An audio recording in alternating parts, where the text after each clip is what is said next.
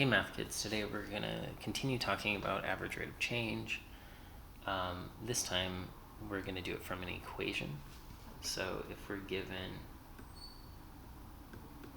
this function on that interval, some reasons why we would want to do this, maybe we don't have access to a graph of the function, but more importantly, this is more exact.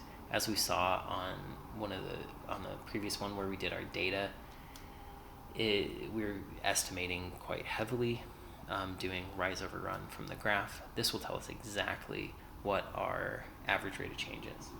So I'm going to do this for two separate intervals. Once again, this is going to be an upside down parabola, and maybe this first interval will tell us the slope from here to here, and maybe the second interval will tell us the slope from here to here. We're going to graph it and really look at it, but I'm going to start with this, and you want to keep in mind that this is your x1 value and your x2 value. So both of those are x values, and then what I'm going to do is I'm going to plug in my x1 value, and that's going to give me a y1 value. So I'm going to look at this function right here. I'm going to say -3, plug in my -1, plug in my -1. So all I did was take this and replace all the x's with -1s. Now we're going to use Pemdas,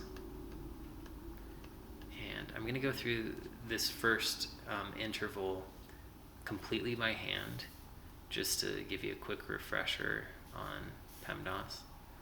I guess I'm going to keep yellow. There we go. Okay, so Pemdas parentheses. There's nothing inside of parentheses that we can simplify, so I'm going to move on to exponents. So -1 squared just gives us a +1. And then I just rewrite everything. Okay, and then we have multiplication. So we can do -3 times 1 right here, and we can do 2 times -1. And then addition and subtraction, so we don't have any division. Addition and subtraction are the same level, even though addition comes first in Pemdas. So I can just go left to right at this point. So -3 minus 2 is -5, and then add those together, I get -4. So my y1 value is -4. Alright, now, just like when I plugged in x1, I got y1. Now I'm going to plug in x2 to get y2. So I'm going to do the same thing, but plug in a 0 for all the x's this time.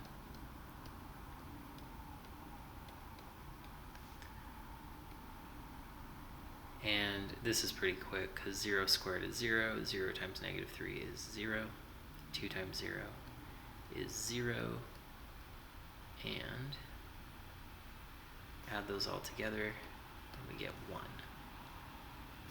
Okay, then we come to our slope equation.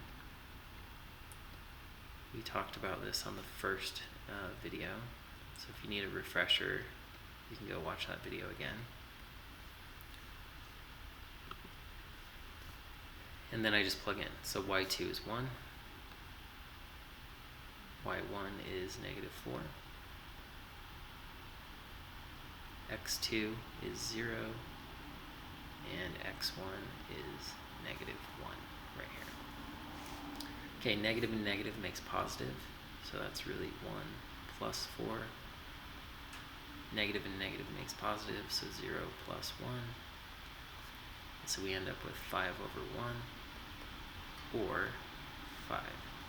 So the average rate of change of this function on this interval is 5. Now, if we go to Desmos, I have this graphed already. So see, that's the graph, and then I've plugged in the slope and got 5. But I just want to show you visually. So right here, we're at -4. So here's our interval, -1 to 0. So we go to this endpoint, and we get -1, -4. So our rise would be -4 to positive 1. So that's 1, 2, 3, 4. One more is 5. So the rise is 5. And then negative 1 to 0 is only 1. So that's 5 over 1, which gave us our 5. So we got the same answer both ways. Now, this next one, I'm going to use a calculator just to make my life a little bit easier, and also just kind of show you how to do this. So I'm going to call this one, so it's like a brand new problem. We can like forget about all of this, forget about all this stuff that we did. So I'm going to call this x1, this is x2. If I plug in a 0 for this, it was actually the same work as right here, so we see that our y1 is equal to 1. I'll just show you how to do it on a calculator though. So I'm plugging in a 0 for all of these. So I'm going to say negative 3, parenthesis, 0, square it, plus 2 times 0, plus 1, hit enter, that gave me a 1. Okay, now doing the same thing, y2. So I'm going to plug in a 1 this time, pull up my calculator.